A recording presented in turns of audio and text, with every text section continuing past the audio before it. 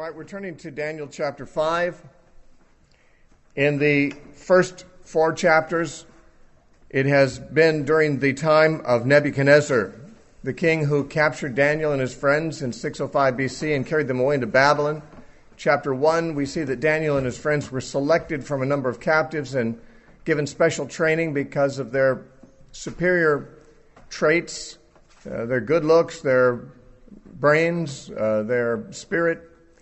Daniel in particular, we are told in chapter 1, had particular gifting in interpreting dreams. That came out twice in the succeeding chapters. In chapter 2 and in chapter 4, Nebuchadnezzar had dreams. In chapter 2, he had a dream about an image which was destroyed by a stone striking it in the feet, and Daniel said that the various metals from which this image was made represent successive empires, beginning with Babylon and ending with the establishment of the kingdom of God during the time of the fourth kingdom, which history has shown to be the Roman Empire was the fourth kingdom, and therefore Christ established his kingdom during the times of those kings, as Daniel said he would. Chapter 3 didn't have Daniel in it at all, but it had an image in it, and that was the image that Nebuchadnezzar set up, a big gold image, 90 feet tall, 9 feet wide, very possibly an image of himself. We don't know that to be the case, but he required everyone to worship it, and the 3 Hebrews, Shadrach, Meshach, and Abednego, refused to do so, and even under the threat of death, they would not compromise, and so they were thrown into the fiery furnace, and they were preserved there supernaturally by a supernatural being whom Nebuchadnezzar described as being looking like either the Son of God or a son of the gods. In any case, only 3 men came out. 3 men went in and 3 men came out. In between time, there were 4 in there. And so when the 3 came out, they were unhurt by the flames and didn't even have the smell of smoke on them. Their garments were not singed. Their hair was not singed. And Nebuchadnezzar knew that was a miracle and praised the God of Shadrach, Meshach, and Abednego. Chapter 4, Nebuchadnezzar had another dream. This time it was about himself, though he was depicted as a tree that was cut down and then later restored. And it was because of his pride that he was cut down, and he was told that he would become insane for a period of time. Actually, it is said until 7 times pass over him. The exact length of time is not known. Probably the default interpretation is that 7 times means 7 years, although we recognize that the number 7 can be symbolic for a complete period, and the word times is itself, of course, inexact. But either it was 7 years or some other period of time that Nebuchadnezzar was insane, and then he was restored. And then when he came back to his senses, he was praising God again. So we have actually in chapters 2, 3, and 4, Nebuchadnezzar's praising God. In chapter 5, he's dead. He's gone. Maybe gone to heaven. Who knows? But in chapter 5, his grandson, Belshazzar, is now ruling. Throughout this chapter, Belshazzar is referred to as Nebuchadnezzar's son, and Nebuchadnezzar is referred to him as his father. That is simply a manner of speaking, of course. Father can mean ancestor, and son can mean descendant. Throughout the Scripture, this is true, and that is certainly the case here. It would be wrong to think that Belshazzar was the direct one generational removed from Nebuchadnezzar. He was, in fact, the son of Nabonidus, who, as we saw in our introduction, was the last known king of Babylon recorded in secular records. That is, secular historical records and cuneiform tablets initially only informed us of a man named Nabonidus, who was the final king in Babylon at the time of its fall. But and that, of course, led critics to say that the Bible was incorrect, because Daniel said that Belshazzar was the man reigning at that time. And that's what we read about in this chapter, the fall of Babylon to the Medes and the Persians. And, of course, the Bible was vindicated by archaeological finds just in the past 150, 160 years. And so the critics have pretty much had egg on their faces. They never seem to admit it. They just move on to the next complaint, and then they're disproven again. So they never say they're sorry. I guess being a critic means never having to say you're sorry for having lied and defamed Daniel. But Daniel seems to always come out on top whenever there's a scrap between him and the critics. It just takes a while because the critics are slow learners, and it takes a while to unearth everything relevant to the truth. But when the truth is unearthed, so far, so good. Daniel has always proven to be right and his critics wrong. Belshazzar then is seen to be the king in chapter 5, and this story happens on the last night of Babylon's dominion. Cyrus the Persian, who either is also called Darius the Mede, or else there's another man under Cyrus named Darius the Mede, or Darius. I say that it can be pronounced either Darius or Darius. I sort of switch back and forth. I should probably pick one and stick with it, but sometimes Darius sounds good to me, sometimes Darius sounds good to me, so I just flip-flop. I should be a politician. But he is the Cyrus, the leader of the Medes and the Persians, conquers Babylon without a struggle. There is no resistance. He marches under the walls in the riverbed of the Euphrates, takes the city while it's off guard. It is actually the case that the city was under siege at this time by Cyrus, but the walls of Babylon were so large that the Babylonians inside felt they were invulnerable. And so Belshazzar decided to have a party, and he invited 1,000 of his highest officials. It says, Belshazzar the king made a great feast for 1,000 of his lords and drank wine in the presence of the 1,000. Now, by the way, this is more than 20 years after Nebuchadnezzar's death, so there's been quite a gap between the previous chapters in Daniel and this one. At least 20 years has passed. While he tasted the wine, Belshazzar gave the command to bring the gold and silver vessels which his father Nebuchadnezzar had taken from the temple, which had been in Jerusalem, that the king and his lords, his wives, and his concubines might drink from them. Then they brought the gold vessels that had been taken from the temple in the house of God, which had been in Jerusalem. And the king and his lords, his wives, and his concubines drank from them. In the closing chapters of Jeremiah, we read of all the vessels and things that were taken by Nebuchadnezzar in 586 BC back to Babylon. But even in this book, we read of an earlier time, in 605 BC, the very time when Daniel was taken into captivity, that there were also vessels and such taken from the temple. Some articles of the house of God, it says in verse 2 of chapter 1, were taken. So there were gold and valuable furniture and vessels and such associated with the temple, which Nebuchadnezzar took some on one occasion and the rest on another occasion. And now they had been in storage there for quite a long time. And these vessels were holy unto the Lord. They were not to be used for anything except the worship of Yahweh. I mean, even pious Jews could not use them for private use. They were specially set aside for God, just like the ark was or the tabernacle was. If a person would touch the ark who was not authorized to do so, he could drop dead. If a person would offer anything other than holy fire in the tabernacle, he could be struck dead. And such cases are known to have happened in the Old Testament. And here, Nebuchadnezzar has taken these holy things and put them in storage, and Belshazzar takes them out of storage to use them to worship and to drink toasts to his pagan gods. And this is a direct and deliberate insult to Yahweh that Belshazzar is doing. He fears God not at all, unlike Nebuchadnezzar, who came to fear God and to declare that God was to be honored. So, it says in verse 3, Then they brought the gold vessels that had been taken from the temple of the house of God, which had been in Jerusalem, and the king and his lords and wives and his concubines drank from them. They drank wine and praised the gods of gold and silver, bronze and iron, wood and stone.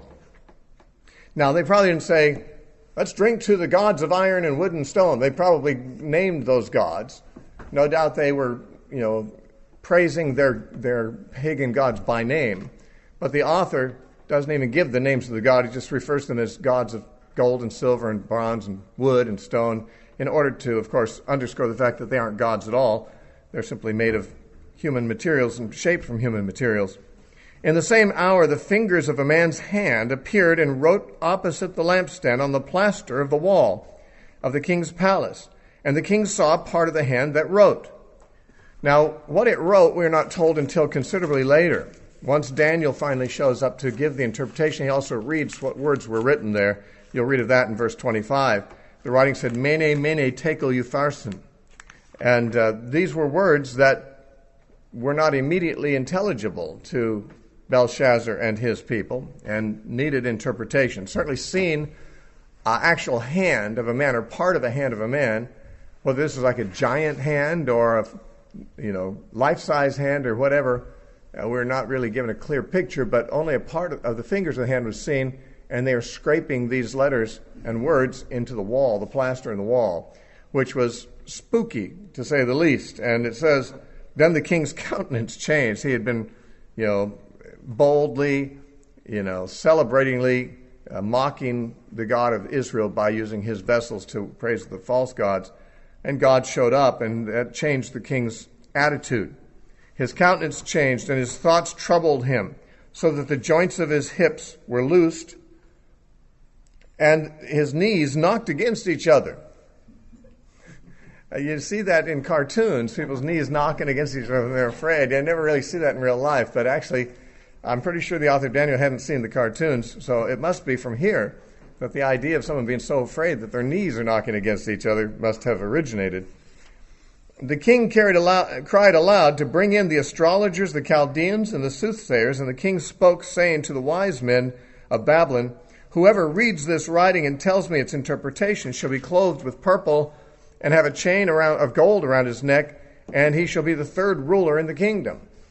And, of course, the reason he says third ruler, although it's not explained in Daniel, we know from what we're told from archaeological discovery now, that Nabonidus, the father of Belshazzar, was the first ruler, but was in semi-retirement. He was off in Arabia at this time.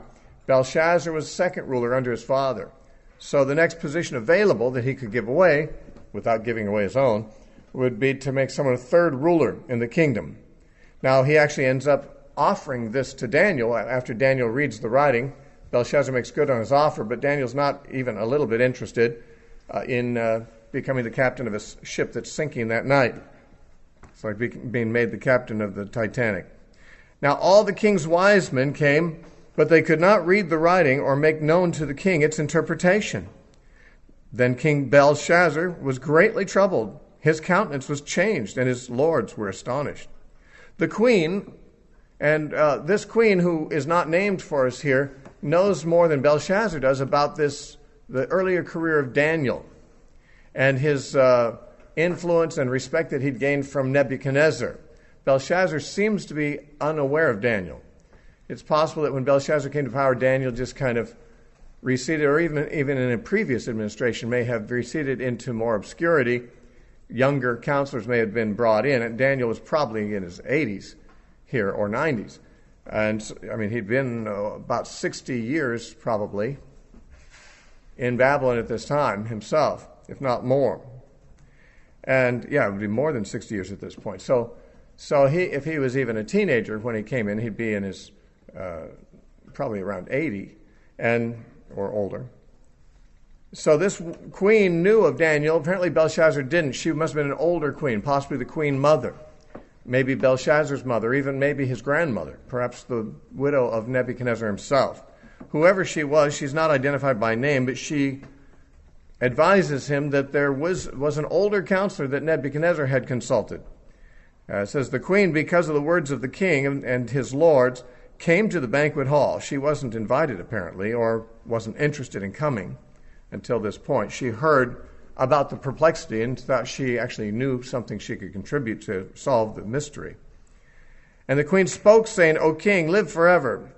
Do not let your thoughts trouble you, nor let your countenance change. There is a man in your kingdom, in whom is the Spirit of the Holy God. And in the days of your father, and she means your ancestor, light and understanding and wisdom, like the wisdom of the gods, were found in him. And King Nebuchadnezzar, your father the king, made him chief of the magicians, astrologers, Chaldeans, and soothsayers, inasmuch as an excellent spirit, knowledge and understanding, interpreting of dreams, solving riddles, and explaining enigmas. This expression, explaining enigmas, in the Hebrew is literally, or actually in this case it's in Aramaic, is untying knots. Of course, it's a figure of speech, but in the original it says untying knots. It's here explained for us, or paraphrased as explaining enigmas. Were found in this Daniel, when the king named Belshazzar, whom the king named Belteshazzar, very similar to the king's name, slightly different. Now let Daniel be called, and he will give the interpretation.